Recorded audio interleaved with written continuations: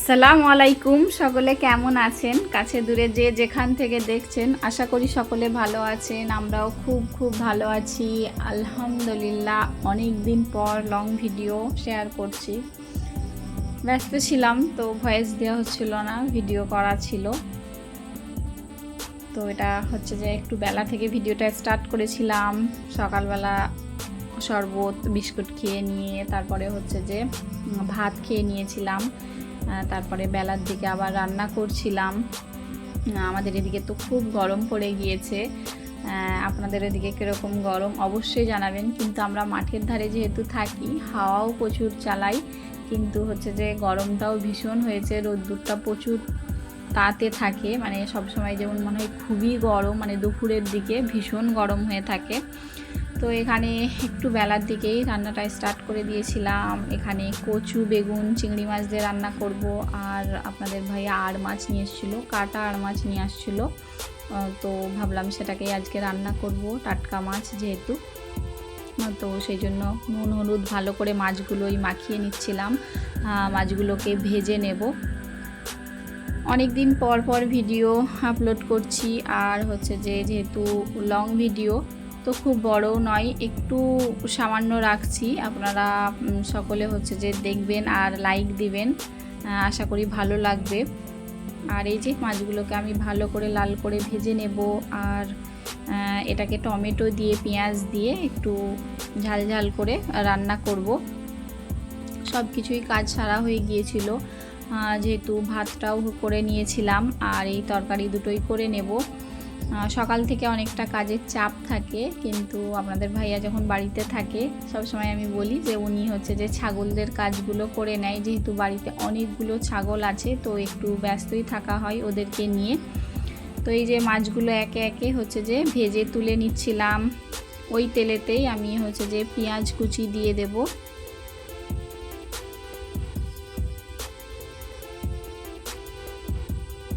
পেঁয়াজগুলোকে সামান্য নাড়াচাড়া করে একটু ভেজে নেব। ওতেই হচ্ছে যে পাকা টমেটো দিয়ে দেব। টমেটোটা একদম লাল লাল টমেটো ছিল। এখন এই টমেটোগুলো কিন্তু ফ্রেশ টমেটো পাওয়া যাচ্ছে বাজারে, কিন্তু আপনাদের ভাইয়া টমেটো নিয়ে আসছিল, ধনেপাতা নিয়ে আসতে ভুলে গিয়েছিল। মাছে হচ্ছে যে ধনেপাতা দিলে আরও খেতে ভালো লাগতো।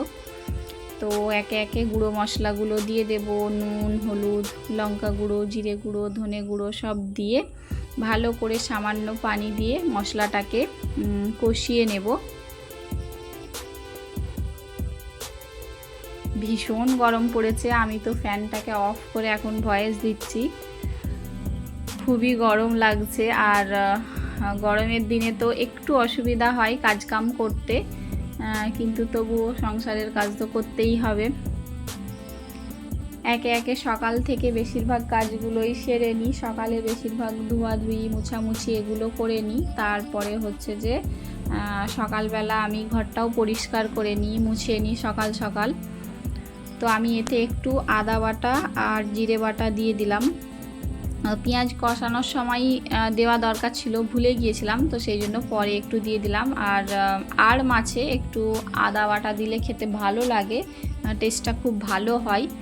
তো এই যে আমি মশলাটাকে ভালো করে কষিয়ে ওতে পরিমাণ মতো পানি দিয়ে দিলাম। দিয়ে এই যে ফুটে গেলে পানিটা মাছগুলো দিয়ে দেব। দিয়ে একটু নাড়িয়ে চাড়িয়ে ওটাকে চাপা দিয়ে কিছুক্ষণ রেখে দেব, যাতে ঝোলটা একটু কমে যায়।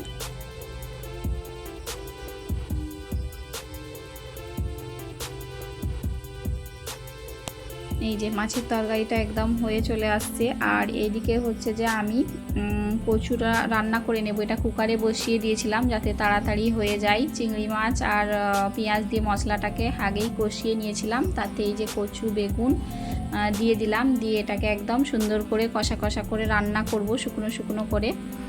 তো ওইদিকে যেহেতু সব কিছু কাজ সারা হয়ে গিয়েছিল, তো বাকি গোসলটা করে নেব, নামাজ পড়ে নেব, দিয়ে একেবারে খাবার টেবিলে চলে যাব, যে খেতে বসে যাব। যেহেতু এখন আমের সিজন, তো আমটা খেতে তো অনেক ভালো লাগে, অনেকেই আম পছন্দ করে, কিন্তু আমিও হচ্ছে যে অনেক আম পছন্দ করি। আমটা দিয়ে যেমন ভাত খেতে খুবই ভালো লাগে। আগে আম দিয়ে খুব একটা ভাত খেতে পারতাম না, মিষ্টি মিষ্টি লাগতো বলে, কিন্তু এখন হচ্ছে যে ভাতের সাথে আম হলে একটু বেশি ভালো লাগে।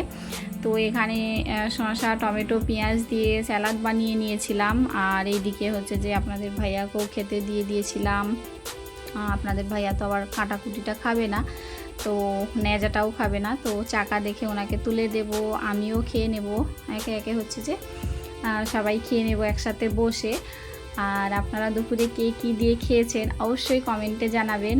আর ভিডিওটা আমি বেশিরভাগ হচ্ছে যে রাতের দিকে যেহেতু আপলোড দিই, তো আগে থেকেই রেডি করে রাখি। কয়েকদিন আগেরও ভিডিও প্রায় করা থাকে, পরে আপলোড দিই, তো এরকম করে হচ্ছে যে ব্যস্ততার মধ্যে ভিডিও দেওয়া হচ্ছে না। আস্তে আস্তে হচ্ছে যে আমি সব ভিডিওগুলো আপলোড দেওয়ার চেষ্টা করব, আর একদম রেগুলারভাবে আগের মতো কন্টিনিউ সবসময় দেওয়ার চেষ্টা করব। হয়ে উঠছিল না, একটু ব্যস্ত ছিলাম বলে। তো এই যে আমিও বসে পড়বো, খেয়ে নেব। তো গরমে তো মাছের ঝোল ভাত খেতেই ভালো লাগে, যে কোনো মাছ হোক, মাংস চেয়ে কিন্তু মাছ ভাত খেতেই বেশি ভালো লাগে। বিশেষ করে আমি মাছ পছন্দ করি বলে আমার তো মাছ ভাত খেতে অনেক মজা লাগে। তো দুপুরে তো মাছ রান্নাই হয়, কিন্তু আপনাদের ভাইয়াকে আবার রাতে হয় ভর্তা নয় মাংস রান্না, এগুলোই করে দিতে হয়। কিন্তু আমার হচ্ছে যে মাছ থাকলে আমার রাত্রিতেও হয়ে যায়। মাছ আমার অনেক প্রিয়, তো সেই জন্য আমি সব রকমের মাছ খাই, কোনো বাদ নেই আমার। তো এইদিকে কাজ কাম সেরে হচ্ছে যে খাওয়া দাওয়া করে ধোয়াধুয়ি করে সব কিছু করে নিয়েছিলাম। তো হচ্ছে যে বিকালের পর আপনাদের ভাইয়া আবার হচ্ছে যে কতগুলো গাছ নিয়ে আসছিল, সকালের দিকে লাগিয়ে দিয়েছিল। লাগিয়ে দিতে হচ্ছে যে আমাদের যেহেতু ছাগলরা রয়েছে, তো গাছের পাতাগুলো সব খেয়েই নিচ্ছিল, তো সেই জন্য মানে গাছগুলো লাগানো হয়ে গেছিলো দুপুরের দিকে।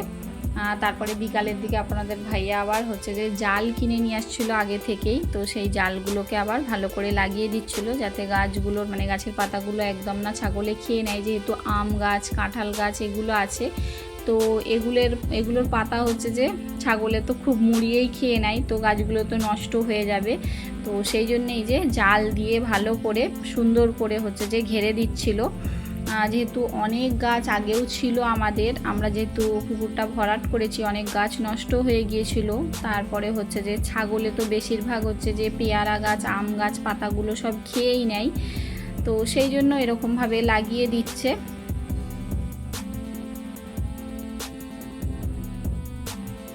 গরমে কিন্তু কাজ করতে একটু কষ্ট হচ্ছে, কিন্তু হালকা হালকা বাতাস চালাচ্ছে। তো ভিডিওটা আর বেশি বড় করব না আজকের মতো। আল্লাহ হাফেজ।